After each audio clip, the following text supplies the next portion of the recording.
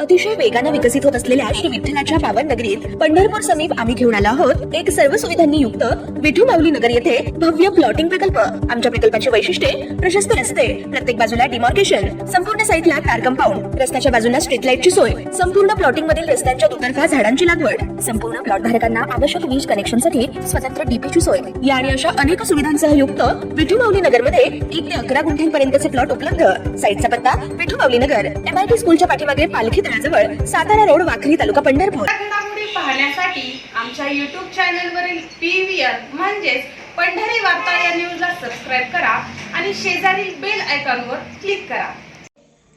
सर्वोच्च न्यायालय दिल्ली यांनी मराठा आरक्षणासंदर्भात क्युरिटी पिटिशन स्वीकारलेली आहे। 24 जानेवारी 2024 रोजी या संदर्भात निकाल देण्यात येईल असे आज न्यायालयाने स्पष्ट केले। 12:23 याबाबतची माहिती सर्वोच्च न्यायालयाकडून देण्यात आली आहे। मराठा समाजास गायकवाड आयोगाच्या अहवालानुसार देण्यात आलेले आरक्षण हायकोर्टात टिकले होते, मात्र सुप्रीम कोर्टात नाकारले गेले होते। मराठा समाजास स्वतंत्र आरक्षण मिळावे या मागणीसाठी राज्य शासन ही जोरदार तयारी करत आहे। कायदेशीर लढा अधिक प्रबळपणे लढू असे मुख्यमंत्री सांगत आहेत। सुप्रीम कोर्टात क्युरेटिव्ह पिटिशन स्वीकारली गेल्यानंतर याबाबत कायदेशीर लढा देत आलेले विनोद पाटील यांनीही आपली प्रतिक्रिया दिली आहे, तर मंत्री चंद्रकांत पाटील यांनीही आनंद व्यक्त केला आहे। आता सर्वोच्च न्यायालयाने मराठा आरक्षण सर्वोच्च न्यायालयाने फेटाळल्यानंतर जी महाराष्ट्र शासनाने क्युरेटिव्ह पिटिशन दाखल केली होती ती ऐकण्याचा निर्णय गेला आणि 24 जानेवारीला सर्व संबंधित घटकांना नोटिसेस काढल्या। हे ऐकून खूप आनंद झाला। माननीय देवेंद्रजी महाराष्ट्राचे मुख्यमंत्री असताना त्यांनी मराठा समाजाला फसवलं नाही, टिकणारं आरक्षण दिलं। हे महाराष्ट्राच्या उच्च न्यायालयाने ज्या वेळेला दिलेल्या आरक्षणावर मोहर उमटवली त्याच वेळेला सिद्ध झालं। महाराष्ट्रात नवीन सरकार आल्यानंतर महाविकास आघाडीने ही केस सुप्रीम कोर्टामध्ये नीट चालवली नाही। मराठा समाज कसा मागास आहे आर्थिक आणि सामाजिकदृष्ट्या हे त्यांना सर्वोच्च न्यायालयाने पटवून देता आलं नाही।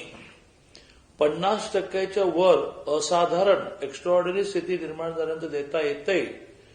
एक्स्ट्राऑर्डिनरी स्थिती महाराष्ट्रामध्ये मराठा समाज इतक्या मोठ्या संख्येने मागास असल्यामुळे निर्माण झालेले हे ते सिद्ध करू शकले नाहीत।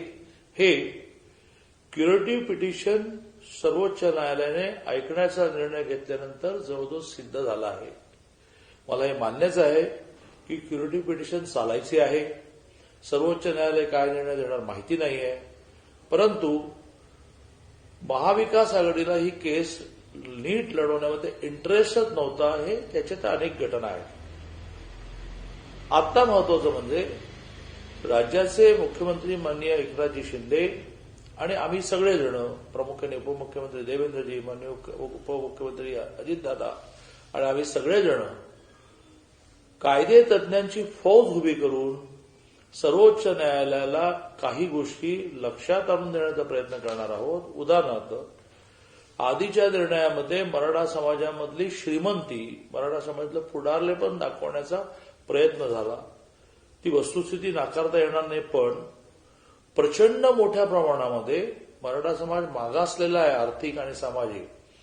ह्याच्याकडे मला असं म्हणता येणार नाही की न्यायालयाचा दुर्लक्ष झालं, पण हे न्यायालयाच्या लक्षात आणून द्यायला महाविकास आघाडी अपयशी ठरली की एका बाजूने आमदार किती मराठा समाजाचे, खासदार किती मराठा समाजाचे याची मांडणी, याचा एका अर्थाने उल्लेख निकालामध्ये येत असताना डबेवाल्यांमध्ये मराठा समाजाचं पर्सेंटेज किती, हमालांमध्ये मराठा समाजाचं पर्सेंटेज किती, माथाडीमध्ये मराठा समाजाचं पर्सेंटेज किती, सगळ्यात महत्वाचं म्हणजे जमिनीचा साईज हा विभागणी होता होता किती छोटा झाला। आणि त्यामुळे सर्वोच्च न्यायालयाने प्रामुख्याने हा मुद्दा जो उपस्थित निर्णयामध्ये केला की 2008 साली बापट कमिशनने जो समाज मागासलेला नाही तो लगेच 15 वर्षामध्ये मागासलेला कसं होतं, याचं कारण प्रचंड लँड होल्डिंग मधलं डिव्हिजन झालं, मोठ्या प्रमाणावर निसर्ग लहरी झाला, शेती परवडण्याशी झाली